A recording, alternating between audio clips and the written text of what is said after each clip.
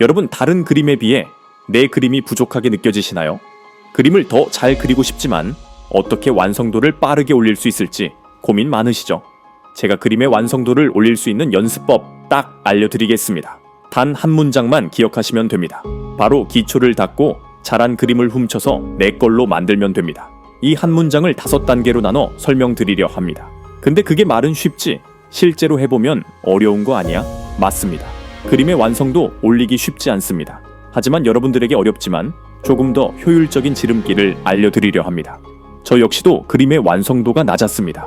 그래서 고3 때부터 삼수까지 14번의 불합격 후 합격을 했습니다. 고3 때는 항상 미술학원 꼴등의 최악의 완성도였죠. 하지만 실패하면서 스스로 전략들을 만들어 나갔습니다. 이 비법들 덕분에 결국 합격할 수 있었습니다. 그리고 저는 합격하고 난 후 미대 입시생들을 도와주기 위해 1년 동안 12명의 합격생들을 인터뷰했습니다. 그들이 공통적으로 말하는 노하우도 설명드리도록 하죠. 지금부터 제가 직접 경험하고 증명한 완성도를 단기간에 극대화할 수 있는 5가지 지름길을 알려드리겠습니다. 먼저 가장 중요한 첫 번째 지름길은 기본 도형 연습입니다. 너무 뻔하다고 생각될 수도 있지만 기초가 튼튼하지 않으면 절대 완성도를 높일 수 없어요.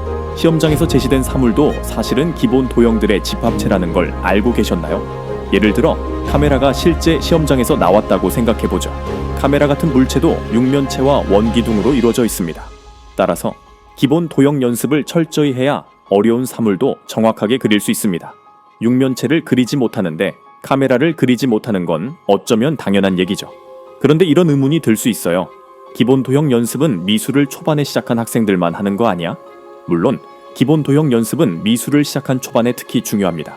하지만 합격생들의 인터뷰를 들어보면 기본 도형 연습을 초반에만 하지 않았어요. 실제 정시특강 막바지에도 합격생들은 기본 도형 연습을 꾸준히 한 경우가 많았죠. 예를 들어 인서울대학교를 이관왕한 수환이는 이렇게 말했어요. 나는 기본 도형을 가끔 연습하면서 기본을 다졌어. 그러면 그림의 양감도 잘 잡히고 그림의 본질을 다시 생각하게 돼. 수환이의 말처럼 기본 도형 연습은 시간이 지나도 꾸준히 도움이 된다는 사실을 알 수 있습니다. 또한 재수 때 인서울대학교에 합격한 상현이는 이렇게 말했죠. 나는 제시물을 단순히 사물로 인식하지 않았어. 기본 도형의 집합체로 생각했지. 기본 도형을 먼저 연습한 덕분에 어려운 사물이 나와도 걱정이 없었어. 이처럼 합격생들도 기본 도형 연습을 계속해왔습니다. 그런데 미술학원 수업 자체에선 기본 도형을 연습할 시간이 부족할 수 있죠. 그래서 개인적으로라도 계속 연습을 이어가는 게 중요합니다. 미술학원 수업이 시작하기 전과 끝난 후를 이용하는 거죠. 또 집에 채색 도구를 가져다 놓아 연습을 하는 방법도 있습니다. 이걸 위해 제가 추천하는 방법은 1, 3 전술입니다. 일주일에 기본 도형 3가지를 다양한 시점에서 그린 다음 채색하는 거예요. 이게 지루해 보일 수 있지만 이 방법으로 기본기를 확실하게 다지면 시험장에서 기초가 흔들릴 일은 없을 거예요. 기본 도형 연습이 익숙해지면 기본 도형 위에 질감을 추가하거나 어려운 형태의 사물을 그리면서 난이도를 올려봐도 좋습니다. 두 번째 지름길은 피카소 전술입니다. 기본 도형 연습에서 기초를 잡았다면 피카소 전술에선 내 그림을 발전시킬 차례예요. 피카소는 좋은 예술가는 모방하고 위대한 예술가는 훔친다고 말했죠. 여러분도 잘 그린 그림의 장점을 훔쳐서 자신만의 스타일로 만들어 보세요.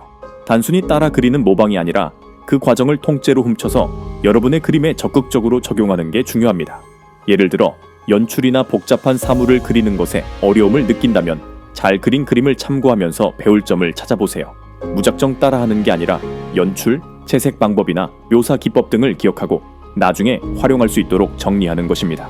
실제로 제 합격도 피카소 전술 덕분에 가능했습니다. 저는 항상 다른 친구들이 그린 그림을 유심히 관찰했습니다. 그리고 친구들의 그림에서 좋은 점을 메모해 제 걸로 만들었습니다. 실제 시험장에선 같은 미술학원 친구가 썼던 훌륭한 연출을 참고해 제시물에 맞게 배치하여 합격할 수 있었죠. 물론 그 친구와 지원 대학교는 모두 달랐습니다. 오해하실까봐 미리 말해두지만 시험장에서 남의 그림을 대놓고 따라 그리는 게 아닙니다. 평소 다른 그림들의 장점을 보며 자신의 그림에 적용하는 게 중요합니다. 피카소 전술은 그림 실력을 높이는 것뿐 아니라 실제 시험장에서도 큰 도움이 되는 전략입니다. 세 번째 지름길은 메모하기입니다. 대부분의 사람들이 새로운 걸 배우고 나서도 금방 잊어버리죠. 독일의 심리학자 에빙하우스에 따르면 학습 직후 20분이 지나면 58%를 기억한다고 합니다. 그리고 하루가 지나면 33%만 기억한다고 하죠. 하물며 우리는 복잡한 묘사를 기억해야 할 수도 있죠. 그래서 제가 강조하는 건 바로 메모의 중요성입니다. 수업 중 선생님의 시범이나 다른 사람들의 잘한 점을 메모해두면 나중에 큰 도움이 됩니다. 특히 구도, 연출, 채색, 묘사 등에 대한 메모를 꾸준히 하면 그림 실력이 눈에 띄게 향상될 수 있어요. 피카소 전술에서 알아낸 내용을 메모에 정리해보면 더 좋겠죠. 네 번째 지름길은 바로 외우기입니다. 여러분, 메모만 해두고 나중에 그 내용을 활용하지 못한다면 아무 소용이 없겠죠. 실기 시험장에서 바로 적용할 수 있도록 메모한 내용들을 외우는 게 중요합니다. 여기서 외우기란 공부에서 요구하는 정교한 암기가 아니에요. 그림엔 정답이 없기 때문에 실제 시험장에서 쓸 수 있게 외우면 됩니다. 간단한 개체 묘사를 반복하면서 머릿속에 저장해 보세요. 간단한 개체 묘사도 어렵다면 머릿속으로 그림 그리는 과정을 상상해 보세요. 이런 방법을 통해 시험장에서 여러분의 실력이 빛을 발할 수 있을 겁니다. 물론 외우는 것보다 이해하는 게 좋은 거 아니야? 이렇게 생각하실 수 있어요. 저는 100번 맞는 말이라고 생각합니다.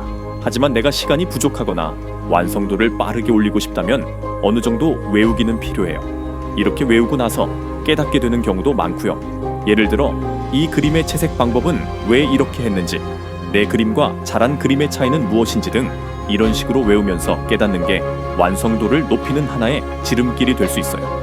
마지막으로 소개할 5번째 지름길은 타임테이블 만들기입니다. 그림을 완성하는 데 필요한 전체 과정을 나만의 타임테이블로 만들어야 해요. 구상부터 스케치, 채색, 묘사, 정리까지 각 단계별로 시간을 설정해 보세요. 생각 없이 시간만 정하는 게 아니라 내 시간이 어디서 낭비되는지, 어떻게 하면 시간을 단축할 수 있는지 효율적인 방법을 생각해 보는 거죠. 그리고 단순히 그림을 그리는 과정뿐 아니라 시험 시작 전 내 마인드셋은 어떻게 가져가면 좋은지, 어떤 행동을 해야 할지 생각해 보세요. 이렇게 나만의 타임테이블을 만들어 연습하면 실기 시험에서도 안정적으로 그림을 완성할 수 있게 될 겁니다. 지금까지 완성도를 올리는 5가지 연습법에 대해 설명했습니다. 이 5가지 지름길을 따라가면 여러분도 완성도를 빠르게 올리고 합격의 지름길을 걸을 수 있습니다. 여러분, 이 영상에서 다루지 않은 더 구체적인 방법과 실행 팁이 궁금하시다면 아래 링크를 확인해주세요. 제가 직접 3년 동안 경험하며 만든 전자책의 링크가 있습니다. 거기엔 완성도를 높이는 연습법과 더불어 마인드셋, 미술학원 선택 전략 등이 담겨 있어요. 그 책엔 저를 포함한 12명의 합격생들의 노하우가 있으니 참고해주세요. 혹시 궁금한 점이 있으시면 댓글 남겨주세요. 영상이 도움이 되셨다면 좋아요와 구독도 부탁드려요. 그럼 다음 영상에서 또 뵙겠습니다.